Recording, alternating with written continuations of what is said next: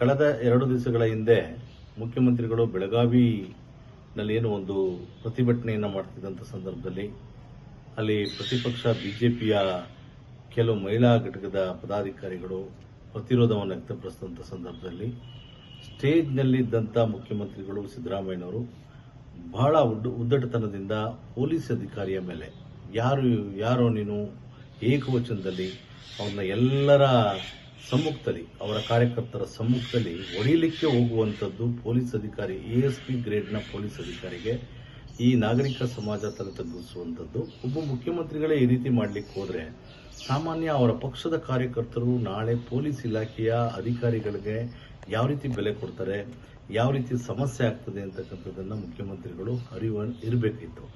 ಆದರೆ ಸಾರ್ವಜನಿಕರ ಎದುರೇ ಒಬ್ಬ ಅಡಿಷನಲ್ SP ಗ್ರೇಡ್ನ ಅಧಿಕಾರಿಗಳಿಗೆ ಕಪಾಳ ಮೋಕ್ಷವನ್ನು ಮಾಡಲಿಕ್ಕೆ ಹೊರಟಂಥದ್ದು ಕೂಡಲೇ ಮುಖ್ಯಮಂತ್ರಿಗಳು ಕ್ಷಮೆಯನ್ನು ಯಾಚಿಸಬೇಕು.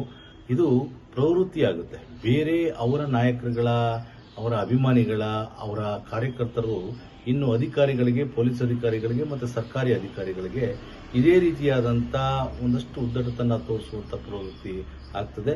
ಇದು ಬಹಳ ತಪ್ಪು. ಸಿದ್ದರಾಮಯ್ಯನವರು ಬಹಳ ಹಿರಿಯ ರಾಜಕಾರಣಿ. ಆದರೆ ಈ ರೀತಿ ಇತ್ತೀಚಿನ ಹಿಂದೆ ಒಬ್ಬರು ಜಿಲ್ಲಾಧಿಕಾರಿಗಳಿಗೂ ಕೂಡ ಏಕವಚನದಲ್ಲಿ ಸ್ಟೇಜಿಂದ ಎದ್ದೋಗುವಂತ ಹೇಳತಕ್ಕಂಥ ಮಾತನ್ನ ಆಡಿದ್ರು.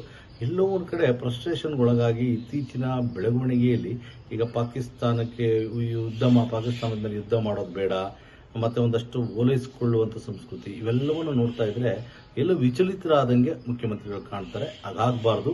ಇಂಥ ಘಟನೆ ಮತ್ತೆ ಮರುಕಳಿಸಬಾರ್ದು ಅಂತೇಳಿ ನಿಮ್ಮ ಮಾಧ್ಯಮದ ಮೂಲಕ ನಾನು ವಿನಂತಿ ಮಾಡ್ತೀನಿ.